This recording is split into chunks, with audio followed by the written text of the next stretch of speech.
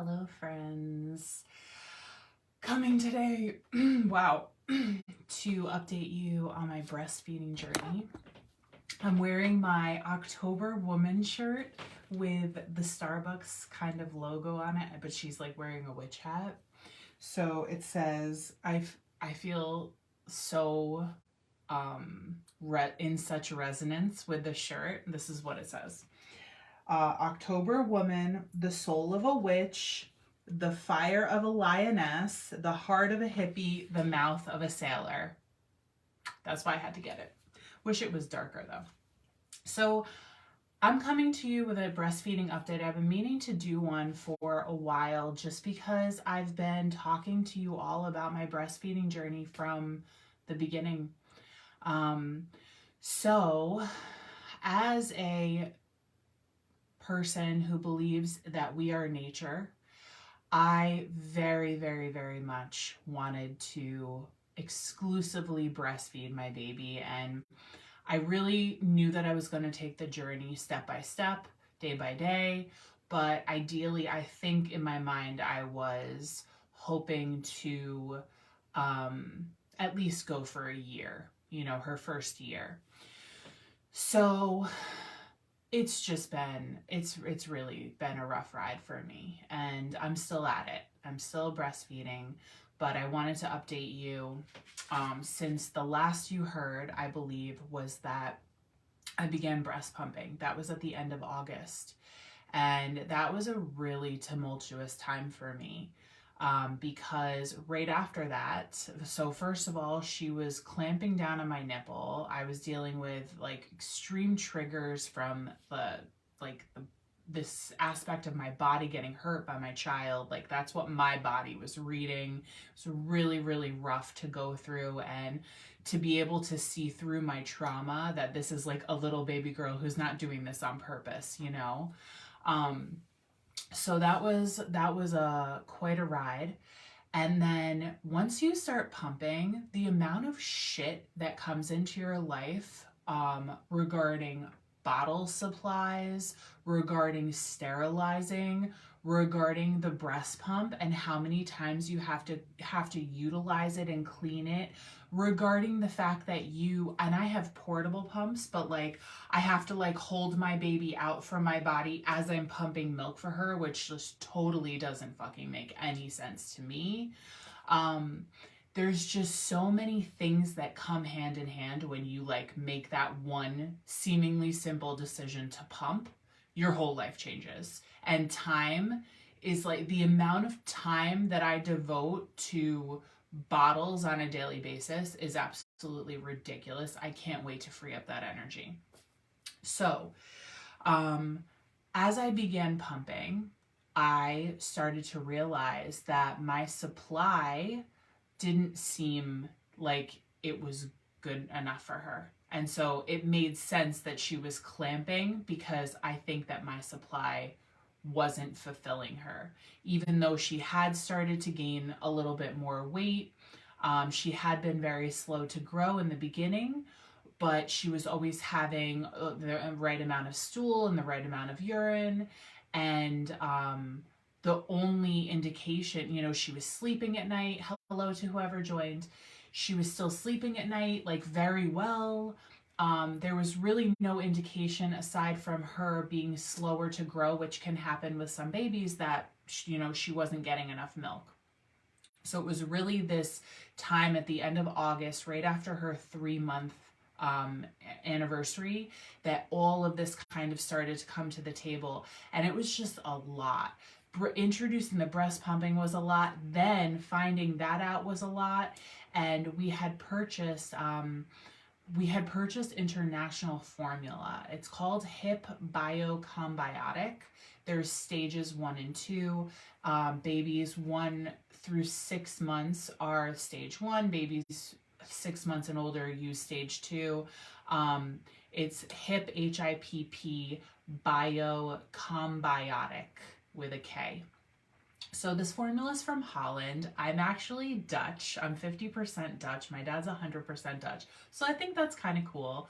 But yeah, I am using formula to feed my my baby, natural rebellious nurse. And that was something that I really had to come to terms with. And it was just such a fucking whirlwind when all of this happened. Like the pumping, all the supplies. I got shit cuts on my nipples and friction burns on my nipples and the baby, and it was a whirlwind. So I feel honestly after about 2 months, I'm finally kind of like getting the hang of it, settling my nervous system down about it. Um, but we had bought this one container of the hip formula because we had been in discussions with our pediatrician, who is a holistic pay out of pocket practitioner. Um, and so she had recommended some stuff for us to do regarding formula, but we just like held off until we really felt like it was right. But we did get this formula as a backup just in case we were going to need it, because we kind of figured that I was so adamant about not giving her anything from the United States because from what I understand, a large part of the ingredients is like corn syrup shit and just like a lot of GMO. Even if it's organic, there's not from what I understand, even if the formula is organic, when I'm getting the formula from Holland, it can say many of the same things that the formula from here says, but it's not the same, because what is manufactured in this country, from what I've learned, is trash. And I'd like to stay as far away from that as possible. So that's why we made the decision to get the international formula, and we made it just in case, because I kind of went up to Brian one day and I'm like, what if something were to happen to me? Like anything can happen. And so he was like, yeah, I never even thought about that. So we had it on the back burner and we got to use it. She tried it, she liked it.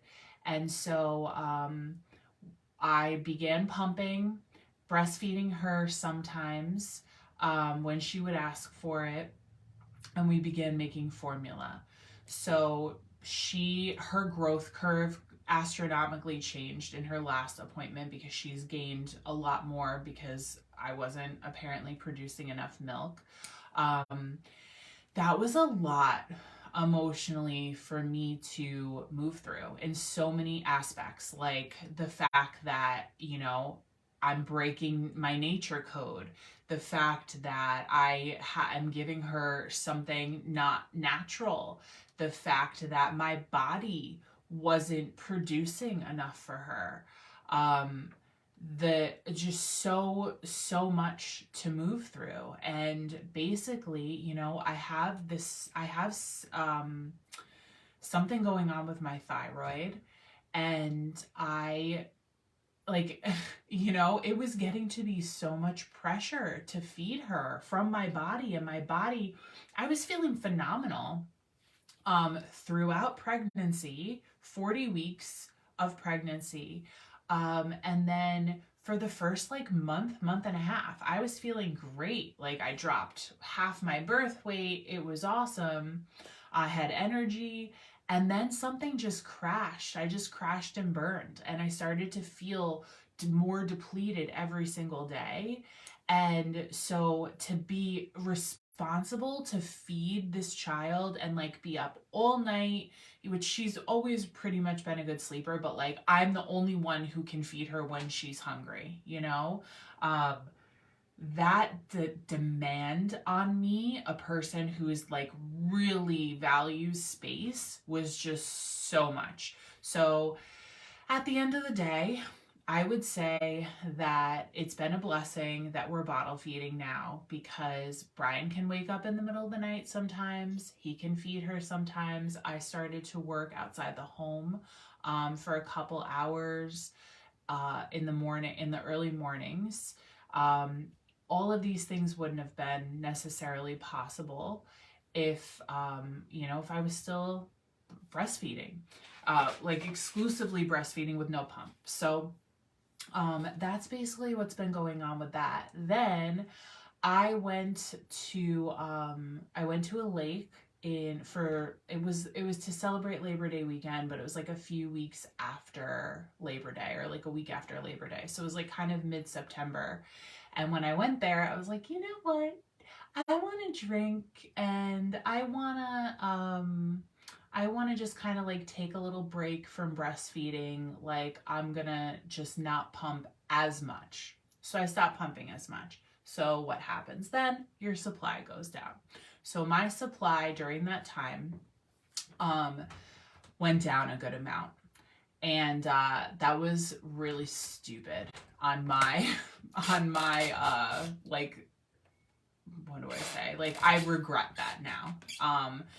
So I have been working on getting my supply back up, which is like way harder than just like regular pumping. And then I've also been dealing with these Mama Cozy pumps that are portable and wireless. However, they don't extract all the milk. I was having a hard time putting the motors on because you have to take the motors off every single time. The freaking parts of the pumps, like, you have to take them apart every time you sterilize them, which is like at least 3 or 4 times a day. And all these parts, we had to like replace them. You can get stuck in all of this stuff. Hey, Christina. Thanks for joining. Pop any stuff in. I would love to know your journey. If you're breastfeeding, all the stuff. I know you just had twins not too long ago. And feel free to like send me a message at any point. I would love to connect with you. So basically, I've just been going through a shit show with these Mom Cozy pumps. They're such a blessing because a regular breast pump that my insurance covered would literally keep me tethered to a wall, unable to hold my baby. And this is the thing. It's like, the whole thing is that this is for my baby. So if I can't hold my baby because I'm pumping milk for my baby, like, that gets me every time, and it like really triggers me. So now I'm at this point where I'm power pumping almost every time I pump, which you can look it up. I'm not doing it the way that it says to do it. I'm just pump like 2 times back to back, basically.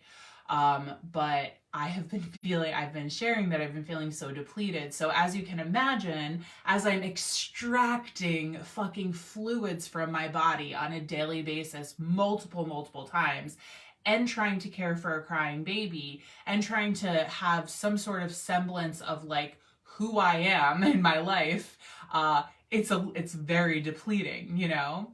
So I am just owning that. I'm talking about that. I'm working through that. I have come to the absolute like I've come to my edges with breastfeeding, to the point where I'm like, I can't fucking do this anymore. And every single time after I calm down, I realize I'm not ready to stop yet. I'm still here. And so I have also been seeing an increase in my supply. I've been eating, appropriate foods and supplements to add to my supply. And I have finally been seeing an increase. So that's at least like keeping me going right now. Stop feeling so bad. It makes my heart hurt. I had a really complicated labor. I could never breastfeed, but never let myself do that. You can only be a good mom when you're a happy mom. Very, very true. Yeah, I just really try to process the emotions that come up when they come up.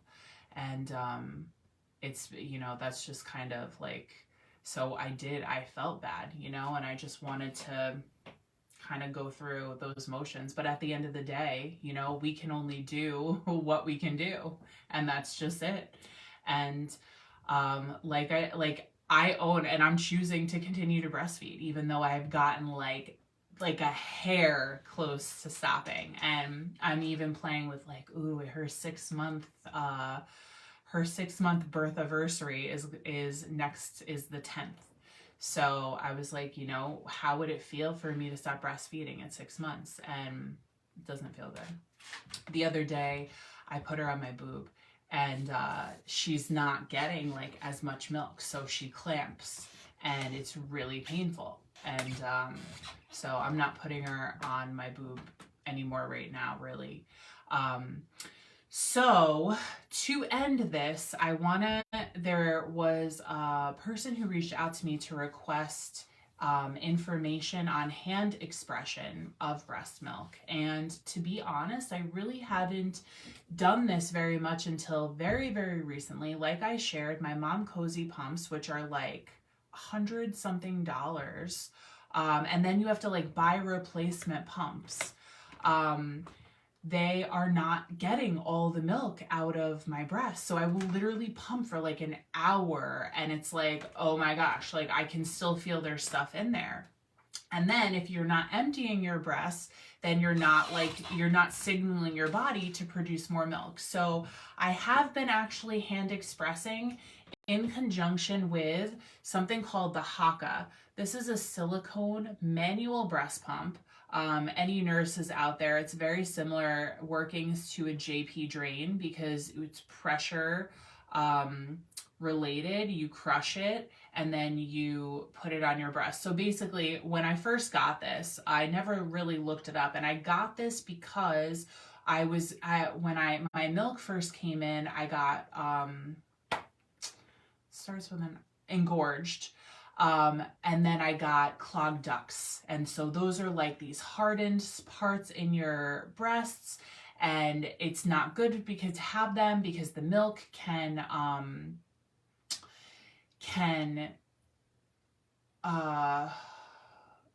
the milk can like get stagnant and then you can get infections, then you have to take antibiotics, and then you probably can't breastfeed. So you don't want to have clogged ducts. So this was what ended up getting them out for me. And I saw it in a video, but then I was just using it like this. I would just squeeze it and apply it. And then when you apply it, you open it. But I just learned, and this has been working better for me, I fold it like this. You apply it onto your nipple, right? And I'm squeezing it as I apply.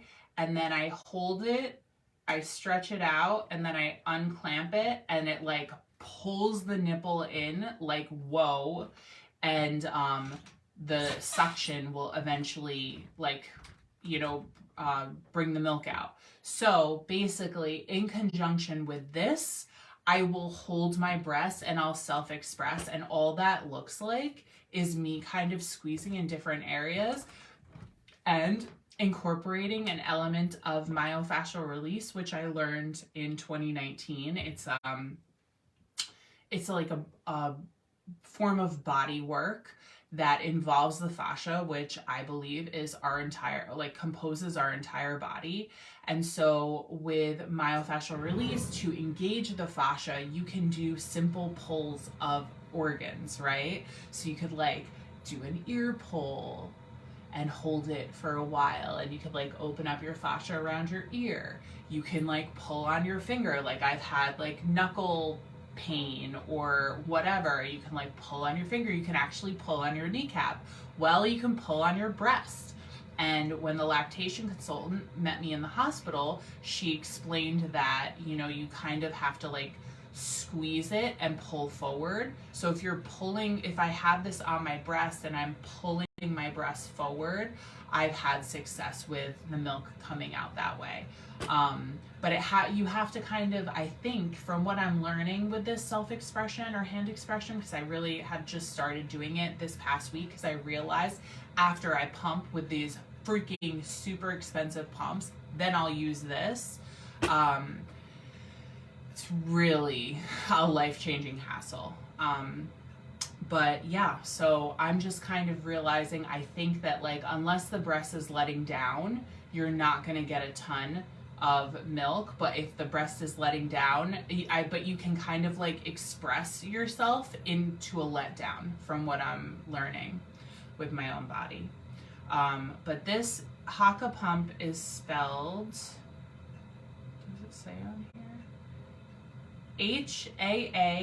Haakaa, Haka. It's a silicone pump. So I just sterilized this in my bottle sterilizer. And that's it. That's my update on breastfeeding. And I just want to say, I think Christina might have left but I feel really like, as much as this journey sucks and it's been so like so much to carry, you know, I can only imagine what it must be like to not have ever even had this opportunity. So I definitely, my heart goes out to the women who have desired to have the opportunity to breastfeed and didn't. And I think that's kind of honestly like what holds me back. Like every time I'm like on the edge of jumping off the cliff and like I can't do this anymore, I'm so depleted, I'm done, I'll think back to like, or I'll think about like, you know, how am I going to look at this in the future? I don't ever want to make like a super hasty decision about something like this. And you know, like, am I ready to give up the opportunity to have that kind of intimacy with my baby girl at this time? And that's what keeps holding me back. I'm just not. So